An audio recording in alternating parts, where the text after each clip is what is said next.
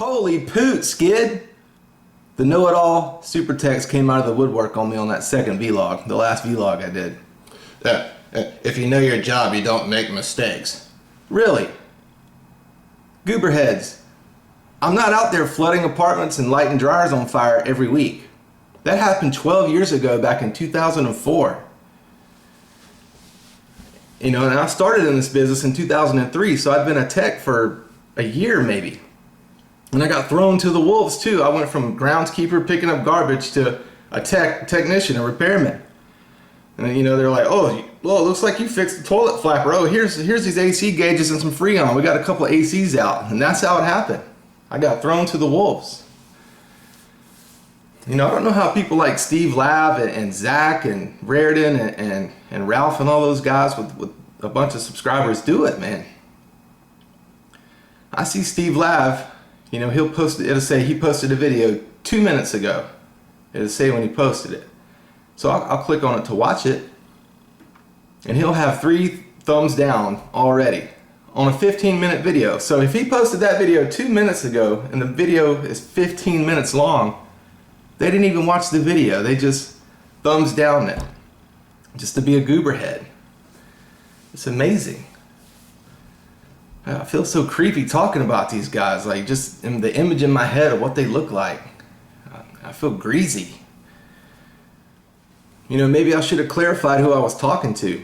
I mean, I was talking to new guys that maybe want to come over into the industry, or a groundskeeper that wants to step up and be a technician.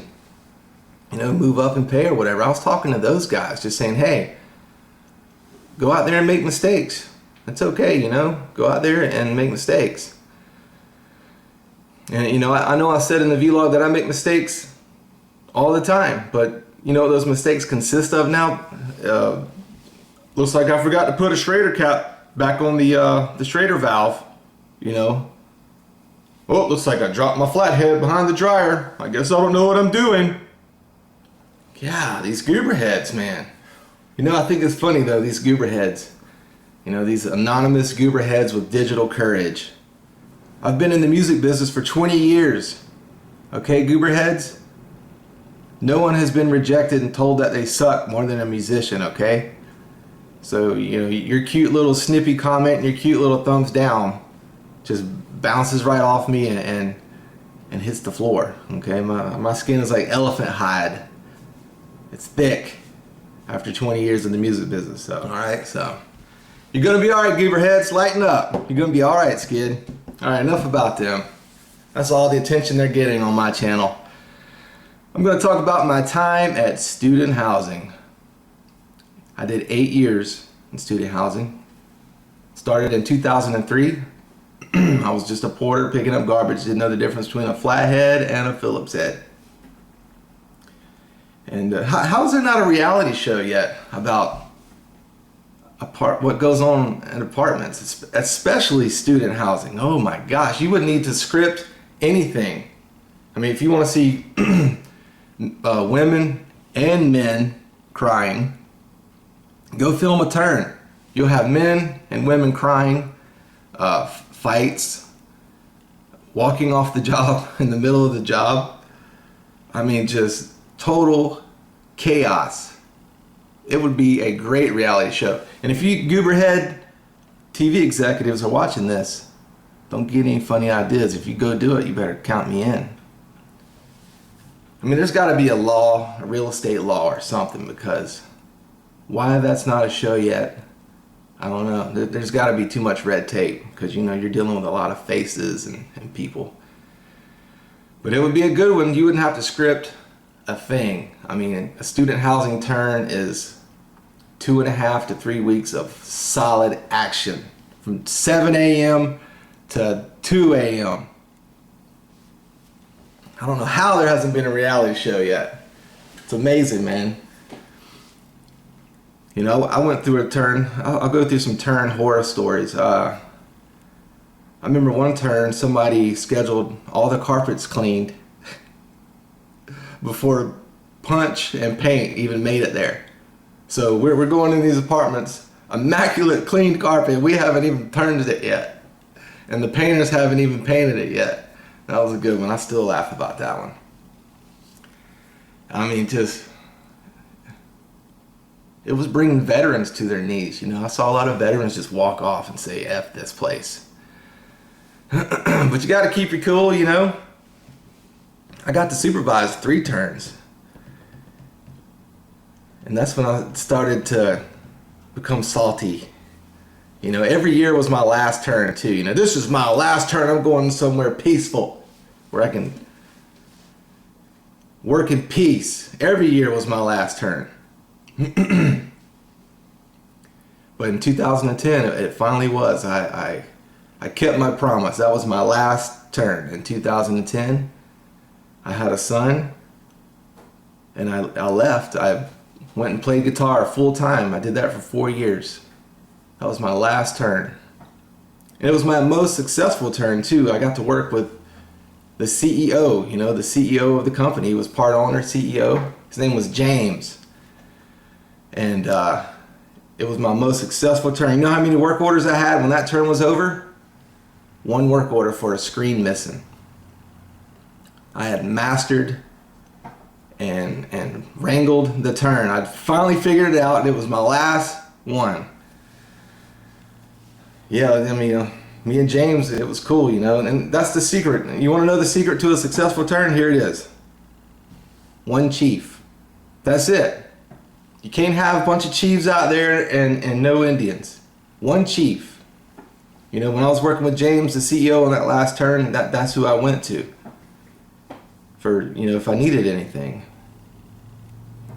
You know, it was pretty cool. You know, your CEO's out there rolling up his sleeves, getting in there with you. That was awesome. And did we see eye to eye on everything? No. But we communicated, and I let him know I don't agree with that, and he let me know.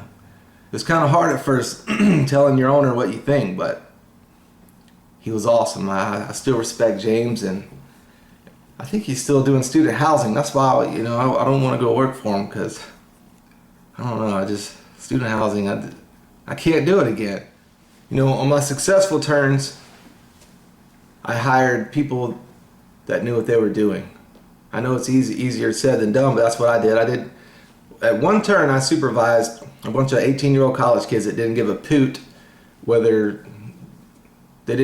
about anything, because they knew that they were temporary. That was my first turn, and it sucked. The first turn that I ran. So the other 2, I hired some construction buddies that I knew were good at construction, and that's pretty much all you need to know. You know, they knew the difference between a flathead and a Phillips head, and it was awesome. So there's a couple of tips for you. 1 chief, and do your best. You can't do it always, but do your best to find people that care a little bit and have a clue. You know, now that I'm working conventional property, I see why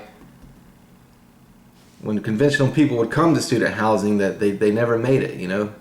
Not any ones that I ever worked with, you know, they'd come over from conventional to student housing. We'd always place a bet on how long they would last, and they would never last more than a month.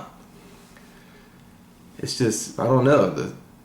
I think young techs and young office staff should start out in student housing. I mean, get a little pressure under your collar, you know. There's a lot of that. You know, see if you can handle it. Every day is just crazy. I don't even know how to explain it. It's a different kind of busy and stress. But as I got older, I started not liking it anymore. You know, once I got married and started having a family, you know, doing the turn, you know, you're there from 6:30 to midnight to 2 o'clock in the morning. And the money was good when I was younger, you know, but as I got older, I was like, is this extra $500 after taxes really worth all this time and energy and stress and watching people pretty much crumble right in front of your eyes, crying and fighting? And it wasn't. And that's why I'm thankful I'm at a conventional property now. It's quiet. You know how many move outs I had last August? Student house, my old pals from student housing. Hello. You know how many move outs I had? 2. Huh? That was awesome. And I remember one time, this was last year, a assistant manager she's no longer with us. She's assistant manager at my conventional I work at now. Came up to me and said, guys, we had a lot of work come in. It's going to be a busy day today. A lot of work came in over the weekend, guys. And I'm like, okay. I'm looking around. Where's it at? Where's all the work at? It was like 6 work orders and a half a page of a property inspection. So in my head, I'm doing the old nose laugh.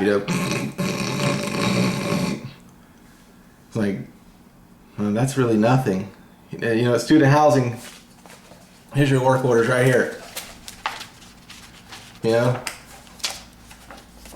That's your active ones. This is your parts on hold. Just stacks. I mean, it's a different kind of busy, man. It's crazy. How there is not a reality show about student housing, I don't know. There needs to be, if it's possible, and not scripted either. You can't. There's no way you don't have to script it. It's just already nuts. Yeah. So I have 3 tips for a successful turn. Take it from a guy that's been through 8. You can take it or leave it. Do whatever you want to with it. Have one chief. Hire people that give a poot, and have a good attitude. I always had a good attitude. Not once did I fight with anyone. I never cried. I never walked off the job. I knew it was going to be over. It's going to end. It's not going to be like that forever. So just keep a good attitude. Recently, the last couple of years or so, I've learned to look at life and my mind as an empty field. An empty farmer's field. That field does not care what you put into it. It doesn't care. You can put whatever you want to in the field. But that field will give you back what you put into it. So if you plant corn, it's going to give you back double the corn. It's going to flourish. Or you can plant nightshade, that poisonous, deadly plant, and it's going to give you back nightshade in abundance. So that's how I learned to look at life and my mind, So go out there and plant some good. Skid, go plant some good. And life will give you back good in abundance. So yeah, one chief, hire people that give a poot, and have a good attitude. And you will have a successful turn. Take it from a guy that had 1 work order on his last turn. The parents and the students did nitpick me to death. They had nothing to nitpick. Alright guys, I gotta start trying to keep these vlogs short. No one wants to hear a dirty maintenance man ramble on and on, so I'm gonna try to keep them shorter than they are, or have been. I'm new to this, so I'm still experimenting. And I'm about to have a daughter. The due date is on March 8th, so I'm about to have a new baby. So I don't know how I'm gonna keep doing this so much with a new baby in the house, but I'll adjust. I do these vlogs on Monday because when we're on call, we have to work all through the weekend and we get Monday off. So this is when I do them. But it's gonna be tough with a new baby in the house. I'm gonna do my best to try to keep content coming out. John Israel does it. He has 2 babies, so maybe I'll use him as inspiration. And thank you to all my subscribers. I mean, I feel like I know you guys, the ones that comment all the time. I feel like I know you. It's the power of YouTube is pretty awesome. Thank you guys so much. That you're awesome, my subscribers, and the ones that don't comment, thank you. I'm gonna do my best to keep pumping out good content. I'm gonna try to do some more guitar videos for my guitar subscribers. I don't know if you like watching repair videos, but thank y'all so much. And I think I'll do a question and answer on the next vlog. I get a lot of private messages with questions and all that, and some job interviews, I'm like, no, I'm not going to pick up my family and move to California. I got some property managers and people asking me to come work at their place in another state, which is cool, but nah, I like where I'm at. So I have a good team now. I'm thankful for them. So that's it. Yeah, I think I'll do another question and answer if I get a chance, if my new baby girl isn't born yet. So that's it, guys. Thank y'all for watching, and we'll see you on the next one, kid.